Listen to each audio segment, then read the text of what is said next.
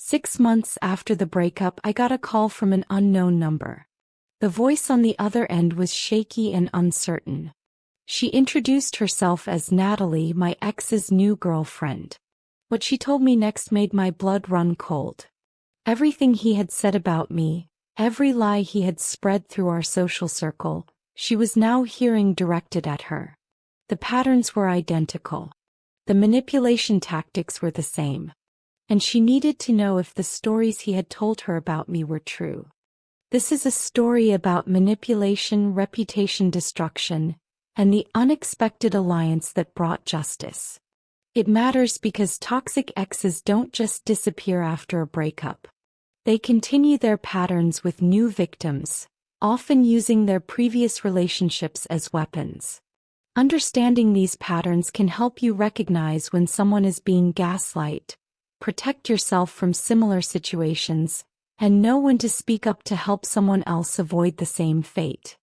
What happened next changed both our lives and exposed the truth that my ex had worked so hard to bury. My name is Mary, and 3 years ago at 27, I thought I had found someone worth building a life with. I met Derek at a networking event for young professionals in Seattle. He was charming, articulate, and seemed genuinely interested in my career in digital marketing. The first few months felt like a fairy tale. Derek worked in corporate finance and presented himself as ambitious and successful. He lived in a nice apartment in Capitol Hill, drove a luxury car, and always picked up the check at expensive restaurants. Looking back, these were all part of a carefully constructed image designed to attract and impress. The relationship moved quickly. Within 3 months, we were spending most nights together. Within 6 months, he suggested I move into his apartment to save money. At the time, it seemed practical and romantic. I see now it was about control. The red flags started small. Derek would make comments about my friends, suggesting they were immature or bad influences. He questioned why I needed to go out for drinks after work with colleagues. When I got promoted, instead of celebrating, he seemed threatened and made subtle comments about how my new responsibilities would affect our relationship.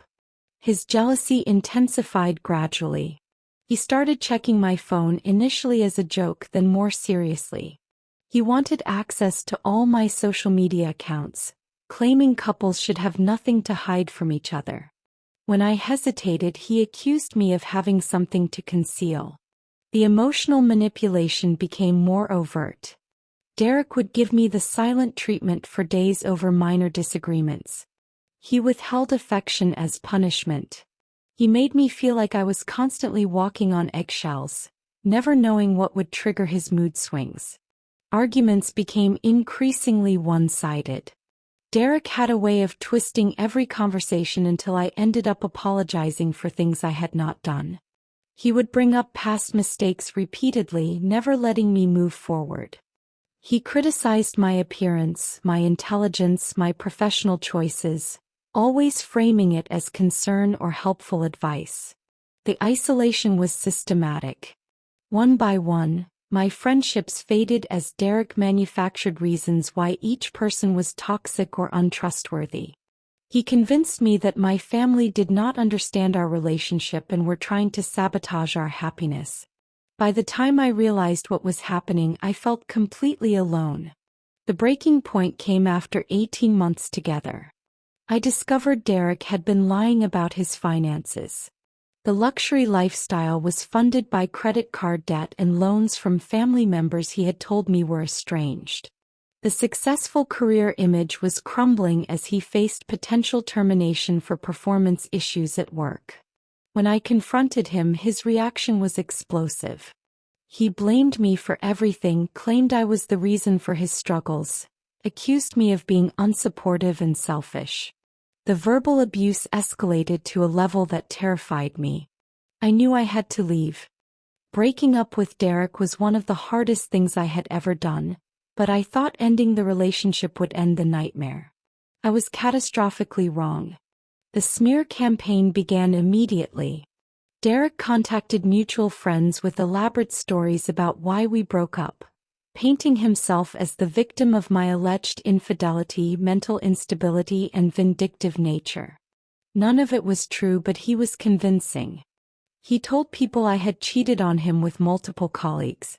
He claimed I had stolen money from him. He suggested I had serious mental health issues and had refused treatment. He portrayed himself as the long-suffering partner who had tried everything to help me but eventually had to protect himself. The lies spread through our social circle like wildfire. Friends I had known for years began treating me differently. Some stopped responding to my messages altogether. Others asked probing questions that made it clear they had heard Derek's version of events and were suspicious of me. My professional reputation took a hit when Derek contacted people in my industry network. He sent carefully worded emails suggesting I was unstable and difficult to work with, all under the guise of concerned warnings. Several professional connections became distant or cut ties completely. Derek created fake social media accounts to monitor my activity and spread rumors. He posted vague but damaging statements that anyone who knew us would recognize as being about me. He shared manipulated screenshots of conversations taken out of context to support his narrative. He contacted my family with his version of events, telling my parents I needed psychiatric help and they should be concerned about my well-being. He told my younger sister I had been abusing substances, causing unnecessary worry and family tension. The harassment escalated over the following months. Derek would show up at places he knew I frequented, always with a plausible excuse for being there. He sent me long emails alternating between begging me to come back and verbally attacking me. He left voicemails that ranged from tearful apologies to angry threats. I documented everything. Every email, every voicemail, every social media post. I took screenshots of his fake accounts. I saved messages from friends telling me what Derek had said to them. I kept a detailed log of every unwanted encounter. I sensed I would need this evidence, though I did not yet know how. I tried defending myself, but it felt hopeless. My truthful explanations could not compete with his emotionally charged lies. People gravitate toward dramatic narratives, and Derek knew how to tell a compelling story where he was the wronged party and I was the villain. The toll on my mental health was severe. I struggled with anxiety and depression. I second-guessed every decision I had made in the relationship. I felt isolated, misunderstood, and powerless to correct the false narrative Derek had created. I considered legal action but was told that unless Derek made specific threats or engaged in provable stalking behavior, there was little I could do. The emotional and reputational damage he was causing fell into a frustrating gray area that the legal system struggled to address. I threw myself into work and focused on rebuilding my life independently. I started therapy to process the trauma of the relationship and its aftermath. I slowly began reconnecting with friends who had believed me and stood by me. I worked on establishing boundaries and recognizing manipulation tactics. 6 months passed. The intensity of Derek's harassment had decreased, though it never fully stopped. I heard through mutual acquaintances that he was dating someone new. I felt relief, hoping this meant he would finally leave me alone and move on with his life. I had no idea that his new relationship would become the key to exposing everything he had done. The call came on a Thursday evening in late October. I was home after a long day at work making dinner when my phone rang with an unfamiliar number. I almost did not answer, but something made me pick up.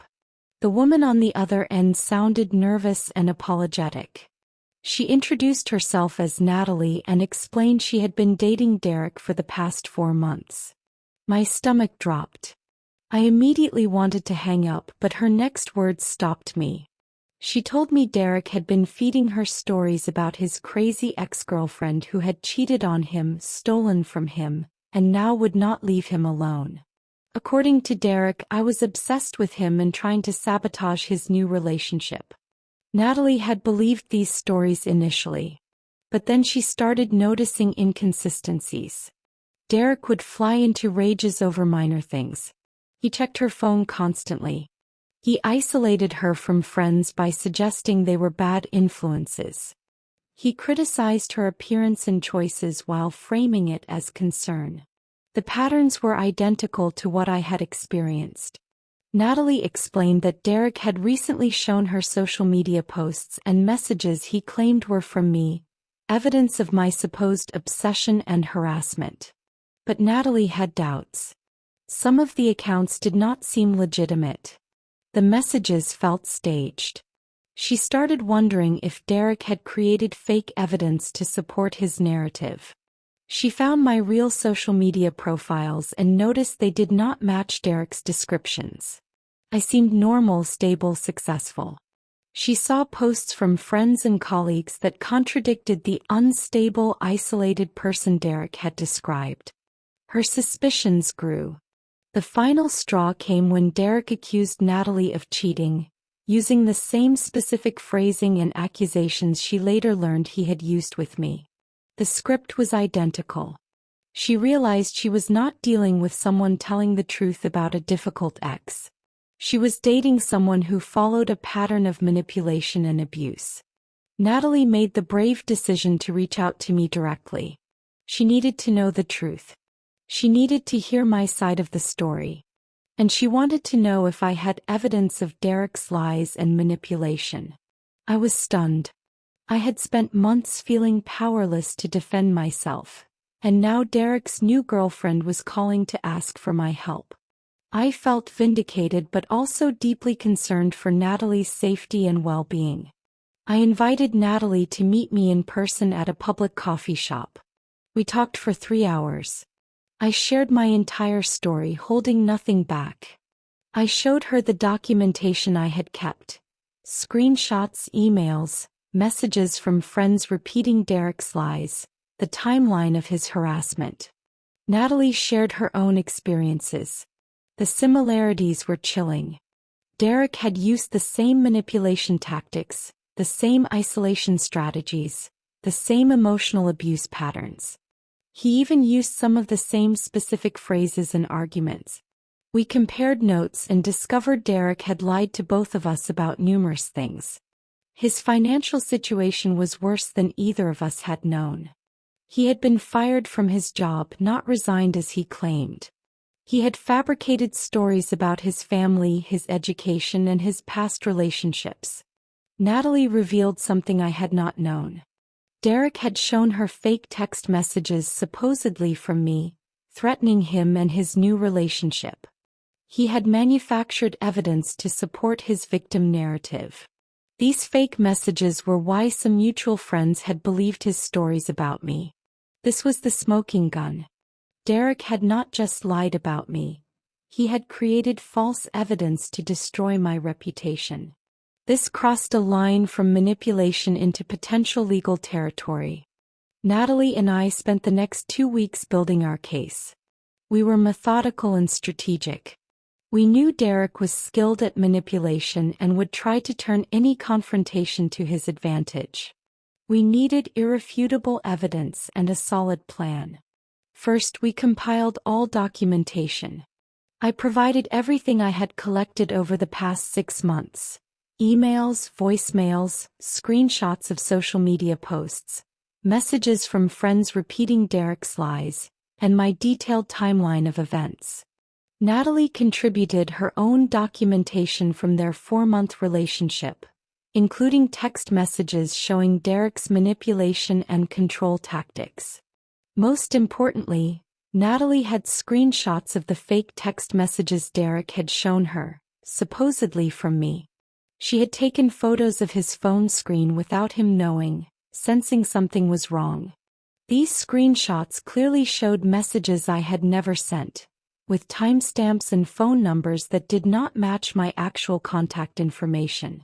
We consulted with a lawyer who specialized in harassment and defamation cases. The fake text messages potentially constituted forgery and fraud. The ongoing harassment and reputation destruction could support a restraining order and possibly criminal charges.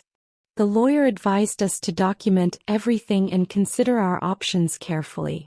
Natalie made the difficult decision to end her relationship with Derek, but to do so strategically. She would not reveal that she had contacted me or discovered his lies. Instead, she would cite general incompatibility and her need to focus on personal goals. This would prevent Derek from destroying evidence or creating new lies to cover his tracks. We identified key people who needed to know the truth. This included mutual friends who had believed Derek's lies, professional contacts who had distanced themselves from me, and my family members who had been worried by Derek's false claims about my well-being. We decided to approach these people with evidence rather than just our word against Derek's. We would let the documentation speak for itself. We prepared packets of information carefully organized and annotated, showing the timeline of Derek's lies, the fake messages he had created, and the pattern of manipulation both Natalie and I had experienced. I reached out to my former therapist for support. This process was emotionally difficult, bringing up trauma I had been working to heal from. My therapist helped me process my feelings of anger, vindication, and continued fear of Derek's reaction.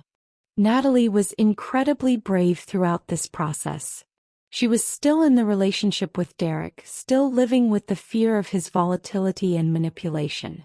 She knew that ending things and exposing his lies would likely trigger an explosive reaction.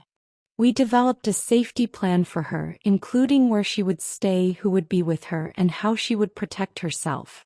We also planned how to handle Derek's inevitable retaliation. We anticipated he would claim Natalie and I were conspiring against him, that we were the ones lying, that we were unstable women attacking him unfairly. We prepared responses to these predictable accusations, always focusing on documented facts rather than emotional arguments. The goal was not revenge. The goal was truth, accountability, and protection. We wanted to stop Derek from continuing this pattern with future partners. We wanted to clear my reputation. We wanted justice not just for ourselves but for anyone else Derek might target in the future. The execution began on a Monday morning.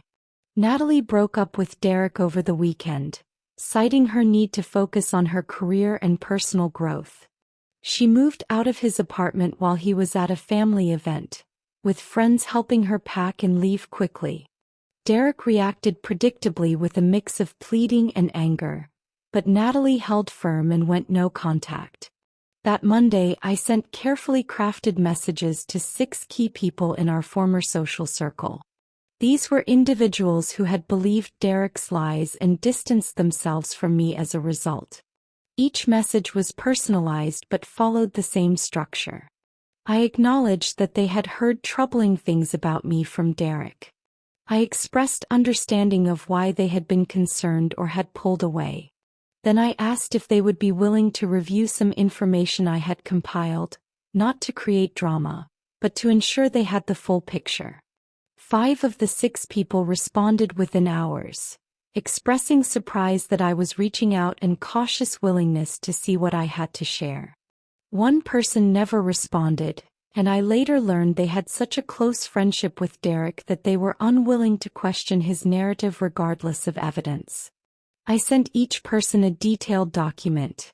It included a timeline of my relationship with Derek and its aftermath, specific examples of lies he had told about me with evidence showing the truth, screenshots of the fake text messages he had created, and Natalie's statement about her own experience of identical manipulation patterns. The document was factual and measured in tone. I did not attack Derek's character or engage in name-calling. I simply presented evidence and let people draw their own conclusions. The fake text messages were particularly damning. They were clearly fabricated, and anyone examining them closely could see the discrepancies. The responses were overwhelming. One friend called me in tears, apologizing for believing Derek without hearing my side. Another admitted they had felt uncomfortable with Derek's stories but had not known how to address it. Several people said the evidence explained inconsistencies they had noticed but had dismissed. 2 friends revealed they had also been suspicious of Derek's version of events because he had tried to manipulate them in other ways. One woman shared that Derek had made unwanted advances toward her while claiming to be heartbroken over our breakup, behavior that contradicted his devastated victim narrative. The truth spread through our social circle rapidly. People who had been fed Derek's lies now understood they had been manipulated. Several people reached out to apologize for how they had treated me. Others asked how they could help or what I needed from them. Natalie simultaneously reached out to people in Derek's life. His friends, family members, and colleagues who had heard his version of their breakup. She shared her own documentation of his manipulation and abuse. She made it clear that this was not about revenge but about preventing Derek from continuing to harm people. Derek's sister responded to Natalie with shocking information. Derek had a history of this behavior. 2 previous girlfriends had ended relationships citing similar manipulation and control. His family had hoped each new relationship would be different, but the patterns kept repeating. His sister was grateful someone was finally documenting and addressing his behavior. We contacted several professional connections who had distanced themselves from me after Derek's smear campaign. I provided them with evidence of his lies and manipulation. Most people were mortified to learn they had been part of spreading false information. Several reached out to repair our professional relationships. My family was relieved to learn the truth about Derek's false claims regarding my well-being. My parents had been deeply worried when Derek contacted them suggesting I needed psychiatric intervention. Seeing the evidence of his manipulation tactics and lies helped them understand what I had been dealing with for the past year. Derek's reaction to all of this was explosive but predictable. He sent both Natalie and me dozens of messages, alternating between threats, pleas, and attacks. He accused us of conspiring against him. He claimed we were both mentally unstable. He threatened legal action for defamation. Every message he sent only further demonstrated the manipulation patterns we had documented. His threats and attacks provided additional evidence for the restraining order applications we were preparing. He was essentially building our case for us with every unhinged message. Several of Derek's own friends reached out to him expressing concern about his behavior. Some confronted him directly with the evidence of his fake text messages and lies. Derek's response was to cut off anyone who questioned him and to double down on his victim narrative with those who remained in his corner. The few people who continued to believe Derek did so despite overwhelming evidence to the contrary. They seemed to need to maintain their image of him regardless of facts. We realized we could not convince everyone, and that was acceptable. The goal had never been universal belief, just truth and accountability. 3 weeks after we began sharing the truth, both Natalie and I filed for restraining orders against Derek. We had more than enough documented evidence of harassment, stalking behavior, and threats. The fake text messages he had created were particularly persuasive to the court. The judge granted both restraining orders. Derek was legally barred from contacting either of us directly or indirectly, from coming within 500 feet of our homes or workplaces, and from posting about us on social media. Violations would result in immediate arrest. We also consulted with the lawyer about potential criminal charges for the fake text messages Derek had created. While the lawyer felt there was a case for fraud and forgery, they advised that pursuing criminal charges would be lengthy, expensive, and emotionally draining. Natalie and I decided that the restraining orders and the social accountability Derek now faced were sufficient for our healing and protection. Derek's employer became aware of the situation when multiple colleagues in our shared professional network learned the truth about his behavior. While the personal relationship drama itself was not a work issue, Derek's pattern of creating fake evidence and manipulating people raised questions about his integrity and judgment. Within 2 months, Derek left his job. Whether he resigned or was terminated remained unclear, but his career in Seattle was effectively over. In the months following our exposure of Derek's manipulation and lies, both Natalie and I focused on healing and rebuilding our lives. The process was not easy, but it was transformative. My reputation was largely restored among people who mattered. Friends who had pulled away during Derek's smear campaign reached back out with apologies and support. Professional connections were re-established. My family understood what I had been through and supported my recovery. There were some relationships that could not be repaired. A few people had invested so much in believing Derek's lies that they could not accept being proven wrong. Others were uncomfortable with the entire situation and distanced themselves from everyone involved. I made peace with these losses, recognizing that authentic relationships require mutual respect and trust. Natalie moved to a new apartment and focused on her career and personal growth. She started therapy to process her experience with Derek and to work on recognizing manipulation patterns in future relationships. She became an advocate for others experiencing intimate partner abuse, particularly the subtle emotional and psychological abuse that often goes unrecognized. Natalie and I became friends through this experience. We supported each other's healing and celebrated each other's victories. Our unlikely alliance, born from Derek's manipulation, became a genuine connection based on mutual respect and shared understanding. Derek moved to a different city about 6 months after the restraining orders were granted. We heard through mutual connections that he was dating someone new and had created a fresh narrative about his past, painting both Natalie and me as conspirators who had teamed up to destroy him after he ended our respective relationships. We felt concern for his new girlfriend but recognized we had done what we could. We had documented everything. We had exposed his patterns. We had obtained legal protection. His new girlfriend would have to make her own decisions and discoveries. We hoped Derek might eventually seek help and change his behavior, but we could not control that outcome. The legal protections we obtained remained in place. Derek violated the restraining order once by creating a fake social media account to monitor my activity. I reported it immediately, and he faced legal consequences that reinforced the seriousness of the court order. He has not violated it since. My career flourished as I poured energy into professional growth and achievement. I received a significant promotion and was thriving in my role. The confidence Derek had systematically destroyed was slowly rebuilding. I learned to trust my judgment again and to recognize red flags in professional and personal relationships. I dated cautiously, taking time to really know people before becoming emotionally invested. I was open with potential partners about my past experience, gauging their reactions as a test of their empathy and understanding. The right person would understand why I needed to move slowly and establish trust gradually. Natalie pursued a career change she had been considering before meeting Derek.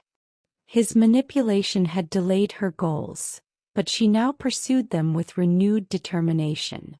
She found fulfillment in work that aligned with her values and allowed her to help others.